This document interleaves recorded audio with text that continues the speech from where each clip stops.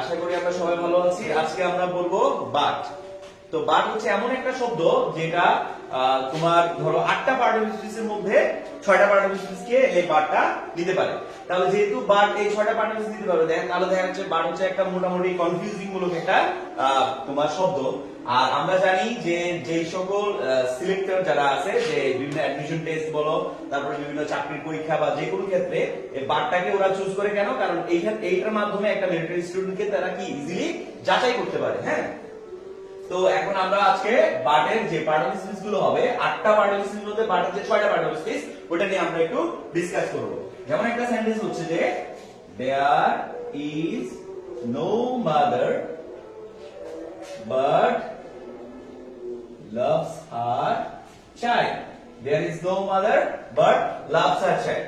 So এখানে দেখা যাচ্ছে যে এই বাটটা কি হিসেবে ব্যবহৃত হচ্ছে। আমরা একটু পরে যাচ্ছি, তাহলে এই সেন্টেন্সটা দেখা যাবে যে এটা যদি আমরা সেন্টেন্সটাকে যদি এভাবে লিখি, there is no mother who doesn't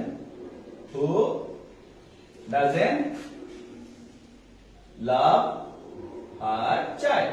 so এখানে একটা জিনিস হচ্ছে যে বাটের রিপ্লেসে যেহেতু আমরা হু আনতে পারছি, তাহলে হু হচ্ছে যে আমরা জানি রিলেটিভ প্রোনাউন। তাহলে রিলেটিভ প্রোনাউন যদি হয় থাকে, তাহলে এই বাটটা কি এখানে প্রোনাউন হিসেবে ব্যবহৃত হচ্ছে।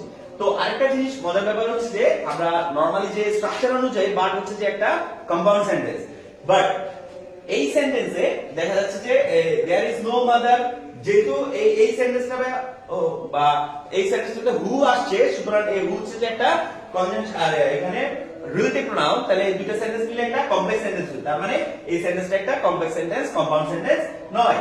তো একটা মজার বিষয় হচ্ছে, যেমন আমরা জানি যে ফান বয়েস, F A N B O Y S, F এতে ফর, A তে and, N তে নট, B তে বাট, U তে অর, Y তে ইয়ে এবং সো তে S তে সো। সো এইগুলো হচ্ছে যে কম্পাউন্ড সেন্টেন্সের এলিমেন্টস। এগুলো থাকলে একটা সেন্টেন্স কম্পাউন্ড সেন্টেন্স হয়ে থাকে। কিন্তু এই জায়গায় হু রিপ্লেস করার কারণে, রিলেটিভ প্রোনাউন হওয়ার কারণে এটা একটা কম্পাউন্ড সেন্টেন্স না হয়ে কমপ্লেক্স সেন্টেন্স হয়েছে। তো আরেকটা মজার বিষয় হচ্ছে যে এই বাটের তো আমরা অলরেডি পড়ে ফেললাম যে প্রোনাউন। এই বাট যদি অ্যাকসেপ্ট অর্থে ব্যবহৃত হয়, অ্যাকসেপ্ট মানে ব্যতীত, তখন এটা প্রিপোজিশন হিসেবে হবে। ঠিক আছে? বাট দ্বারা যদি অনলি বুঝায় অথবা জাস্ট বুঝায়, তাহলে অনলি অথবা জাস্ট বুঝালে এটা অ্যাডভার্ব হিসেবে ব্যবহৃত হবে। ঠিক আছে? অনলি অথবা জাস্ট বুঝালে অ্যাডভার্ব হিসেবে ব্যবহৃত হবে। মানে আমরা বলতে পারি যে যখন দুইটা ক্লজকে বাট যুক্ত করবে, বাট যদি দুটা ক্লজকে যুক্ত করে, তাহলে এই বাট কনজাংশন হিসেবে ব্যবহৃত হয়, কনজাংশন হিসেবে কনজাংশন হয়। ঠিক আছে? তো এই এছাড়াও আমরা আরেকটা ফরম্যাট জানি, যেখানে দেখা যায় যে একটা পপুলার একটা সেন্টেন্স আছে, যে পপুলার সেন্টেন্সটা হচ্ছে যে বাট মি নো বাট, যেটা বাংলা হচ্ছে কিন্তু কিন্তু করো না। ঠিক আছে? এখানে আমরা আরো দুটো বাট পেতে পারি, যেমন বাট মি নো বার্ডস। তো সাধারণত আমরা জানি যে নো এর পরে অল টাইম নাউন হয়ে থাকে। তো তাহলে এখানের বাটটা হচ্ছে নাউন। আর যেহেতু এটা একটা ইম্পারেটিভ সেন্টেন্স, ইম্পারেটিভ সেন্টেন্সের শুরুতে মূল ভাব হিসেবে ব্যবহৃত হয়, তাহলে এটা কি ভার্ব। ঠিক আছে? So but me no birds কিন্তু কিন্তু করো না, এই প্রথম যে বাটটা এটা হচ্ছে ভার্ব, আর নো এর পরে আমরা সাধারণত নাউন বসে, সুতরাং এই বাটটা হচ্ছে নাউন। তো এখন আমরা এই তিনটা সেন্টেন্সের এখানে তিনটা যে স্ট্রাকচার লিখছি, যে অ্যাকসেপ্ট অর্থে ব্যবহৃত হচ্ছে, প্রিপোজিশন হিসেবে ব্যবহৃত হচ্ছে, এগুলো আমরা এখন কি করব? উদাহরণ দিয়ে ক্লিয়ার করে দেব। ঠিক আছে? তো দেখা যায় যে যদি দুইটা সেন্টেন্সকে যুক্ত করে, তাহলে আমরা যে নরমাল ফর্ম গুলো পাই, যে এখন তাহলে ওই দুটো সেন্টেন্সকে যখন যুক্ত করবে, তখন এটা ক্লজ হবে। বাট দ্বারা যদি অনলি অথবা জাস্ট বুঝায়, তাহলে অ্যাডভার্ব হবে। বাট দ্বারা যদি অ্যাকসেপ্ট বুঝায়, তাহলে মানে ব্যতীত অর্থে ব্যবহৃত হয়, তাহলে এটা কি হবে? তোমার প্রিপোজিশন হিসেবে। তাহলে এখানে রুলসটা কি দাঁড়ায়? যেমন আমরা জানি none but the brave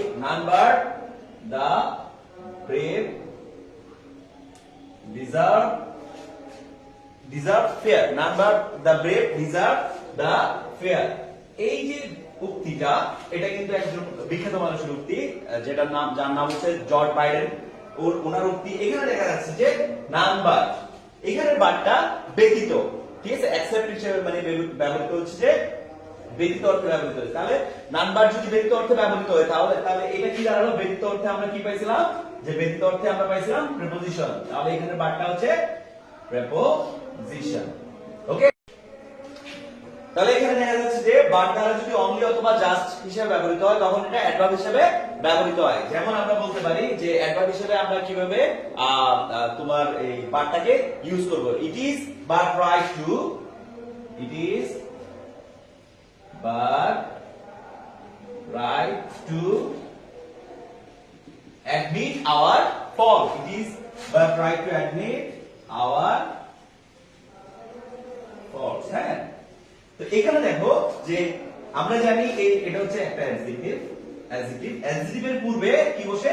adverb বসে। আর তাছাড়া এখানে it is hour, it is but right, এখানে it is only right, only অর্থে ব্যবহৃত হয়। তাহলে অনলি অর্থে ব্যবহৃত হলে তাহলে যদি অ্যাডভার্ব হয় তাহলে এটা আমরা কি বলবো? এটা অ্যাডভার্ব হবে। এটা কি হবে? অ্যাডভার্ব হবে। তাহলে অ্যাডজেক্টিভ এর পূর্বে কি হয়? অ্যাডভার্ব হয়ে থাকে। ঠিক আছে, তো আমরা সবাই মোটামুটি এটা বুঝলাম যে বার দ্বারা অনলি অথবা জাস্ট হিসেবে ব্যবহৃত হলে কি হতে পারে? অ্যাডভার্ব হতে পারে। ওকে, এখন আরেকটা উদাহরণ আছে যে দুইটা ক্লজকে কিভাবে যুক্ত করে। যদি আমরা এটা আরো সহজভাবে বোঝার উপায় হচ্ছে যে আমরা এটাও বলতে পারি ইট ইজ বাট এ চাইল্ড। আমরা বলতে পারি ইট ইজ বাট এ চাইল্ড। তার মানে এখানে it is only a child, এখানে অনলি হিসেবে ইউজ করা যায়। সুতরাং আমরা কি বলতে পারবো? অ্যাডভার্ব বলতে পারবো। ঠিক আছে, সো এই ফর্মটা গেল। এবার হচ্ছে যে বার দ্বারা যদি দুইটা কনজাংশনকে যুক্ত করে তাহলে কি দাঁড়ায়? বার দ্বারা যদি দুটো কনজাংশনকে যুক্ত করে উই, যেমন আমরা বলতে পারি we try hard but didn't pass. Okay, তাহলে এখানে বাট দ্বারা দুটো সেন্টেন্সকে যুক্ত করছে। এটা একটা ক্লজ, এটা একটা ক্লজ। তাহলে এটা একটা ক্লজ আর এটা একটা ক্লজ। আমরা জানি ক্লজ কি? আগে ক্লাসে পড়েছিলাম যে ক্লজ হচ্ছে যে যেই সেন্টেন্সের মধ্যে একটা করে ফাইনাল ভার্ব থাকে। তাহলে মানে ফাইনাল ভার্ব যুক্ত যে সেন্টেন্স হবে সেটা হচ্ছে ক্লজ। তাহলে এটা একটা ফাইনাল ভার্ব, এটা একটা ফাইনাল ভার্ব। আর আমরা জানি ফাইনাল ভার্ব কি? ফাইনাল ভার্ব হচ্ছে যে নন ফাইনাইট ছাড়া, যেমন জিরান ইনফিনিটিভ পার্টিসিপল ছাড়া, ঠিক আছে, জিরান ইনফিনিটিভ পার্টিসিপল এই তিনটা ছাড়া, জিআইপি ছাড়া বাকি সবগুলো কি তোমার ফাইনাইট ভার্ব। তাহলে এখানে দেখা যাচ্ছে এটা একটা ফাইনাইট ভার্ব, এটা দুইটা ফাইনাইট ভার্ব এবং দুইটা ক্লজ বার দ্বারা যুক্ত হয়েছে। ইটস এ তোমার কনজাংশন হিসেবে ব্যবহৃত হবে। হ্যাঁ, তো এতক্ষণ আমরা 8টা পার্টিসিপল স্পিচের মধ্যে 6টা পার্টিসিপল বাটকে প্রথম কনভার্ট করলাম যে বাট হচ্ছে তোমার প্রোনাউন হিসেবে ব্যবহৃত হচ্ছে। যেমন ওই সেন্টেন্সে ছিল there is no mother but loves her child. ওই সেন্টেন্সে আরেকটা বললাম নো কি বলা হয়? বাট বি নো বার্ডস, মানে কিন্তু কিন্তু করো না। তাহলে প্রথম বারটা হচ্ছে যে তোমার ভার্ব, দ্বিতীয় যে নো এর পরে যে বারটা ওটা ছিল নাউন। এরপরটা বললাম যে অনলি দ্বারা অনলি অথবা জাস্ট অর্থে যদি কি বার ব্যবহৃত হয় তাহলে এটা অ্যাডভার্ব হিসেবে ব্যবহৃত হয়। দুইটা ক্লজকে যদি বার দ্বারা যুক্ত করা হয় তাহলে এটা কনজাংশন হিসেবে ব্যবহৃত হয়। এবং আরেকটা জিনিস আমরা বললাম প্রিপোজিশন হিসেবেও বার ব্যবহৃত হতে পারে। That's all. আশা করি সবাই বুঝতে পারছো। হ্যাঁ।